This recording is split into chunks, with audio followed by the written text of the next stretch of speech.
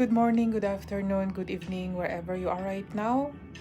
Today is September 27, 2023. Early in the morning, around 1 o'clock and 38 minutes sa lugar ko po. At sabi po dito sa Hebreo chapter 5 verse 18, ngunit kung nagpapasakop na kayo sa banal na espiritu, hindi na kayo sakop sa kautusan. Hindi na po tayo sakop sa kautusan, mga kaibigan. Tayo ay sakop na sa banal na espiritu, sa espiritu ni Jesus Christ po. Kaya kailangan po natin sumampalataya sa Kanya. Alamin po natin ang tungkol po dito, mga kapatid, mga kaibigan, kung ano ba itong kautusan.